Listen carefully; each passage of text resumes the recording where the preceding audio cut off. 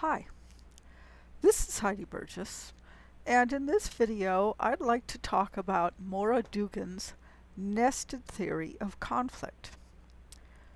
Maura is one of the early conflict theorists, and she published an article in a leadership journal, and it will become clear by the end of this video why it was there, on a nested theory of conflict and Women in Leadership that came out in 1996.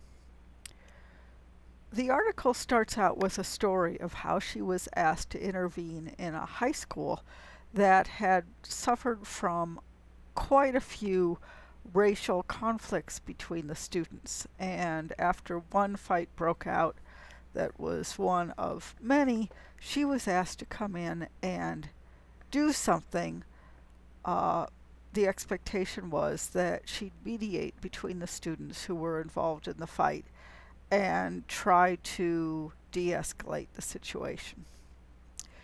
But she quickly figured out that just mediating the specific issue between those boys wasn't going to help very much.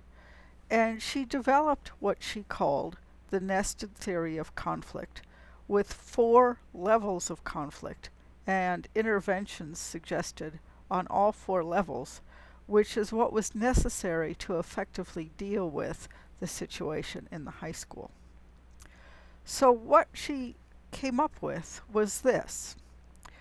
The specific issue was a racial confrontation at a Virginia high school over clothing. One or perhaps a few of the white boys were wearing clothing with the Confederate flag on it, and black boys found this to be very disrespectful and provocative. Well, she realized that in addition to discussing that specific instance, she needed to address the relationships between those particular boys and between all of the students in the school. This was not an isolated incident. There was racial tension between most of the students. There were identity issues. There was a case of disrespect between the different racial groups. And there were clearly differing values over the relative roles of blacks and whites, the interpretation of history and whether one should be proud of the Confederacy or not, that sort of thing. And then what most people, including Maura at the beginning, jumped to is what she considered the structural systemic level, which looked at the broader relationships between races in Virginia and the United States more broadly. This isn't a problem that just strikes one high school. It isn't a problem just of one state. It's all over the United States. There's racism, there's inequality, there's what we call structural violence, which is aspects of the social structure such as patterns of where people live, access to school, access to jobs, that are still very unfair and very unequal. Well, Maura realized that she really wasn't going to be able to deal with anything that big. She wasn't going to, as an individual person, be able to affect racism in the United States, or inequality, or structural violence. But she could, she realized, have an effect at what she called the subsystem level. And that was the level of the high school. So she could look at inequality, she could look at racism, she could look at structural violence at the level of the high school and work with the students and the teachers and the administrators to come up with a structural plan to change relationships that would hopefully change the way individual students interacted. So her solution in this case, and she writes it up in this article as a solution that can be applied in many other situations as well, is to focus not on the specific issue initially, not even on the relationships initially, but on the subsystem level. And do this with one of the fairly standard conflict resolution techniques that's called analytical problem solving. And here you'd get all of the parties who contributed to the situation at the subsystem level, at least representatives of them. You can't get everybody in the high school to sit down at a table. But representatives of the different student groups, of teachers, of administrators, perhaps some community members to sit down and examine the nature and the source of the problem. Look at the specific issue, look at the relationships, and look at the structural situation in the school to determine the source of the problem.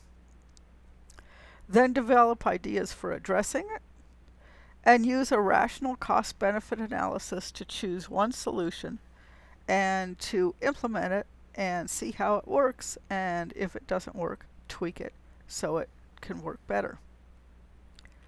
She also suggested using Elise Boulding's Futures Invention Workshops. Elise is, she's no longer alive, sadly, a leading peace theorist who worked during the Cold War and had people do futures workshops where she asked them to envision a future 30 years hence in which there were no nuclear weapons. So she asked people to imagine what the future would be like based on their greatest hopes rather than their greatest fears. And after people came up with a notion of what their hopeful social system would look like, she then would help them work backwards to the present to try to figure out what changes would have to come about to bring their desired future to fruition. Maura did the same thing at this school, asking people, what would this school look like if there were not racial tensions? And then working backwards to try to figure out what they'd have to change at the subsystem level, at the relational level, and the issue-specific level to make that happen. So the key idea here is that you can analyze conflicts at least 4 different levels. Maura suggests that intervening at the subsystem level is the most practical and the most effective. And it also jives very closely with some of John Paul Lederach's theories, which I'll talk about in a forthcoming video. And in fact, in his book Building Peace, he builds on Maura's nested theory of conflict, as do other people as well. This was kind of the beginning of a number of different theories, system theories, that took Maura's ideas and went further with them.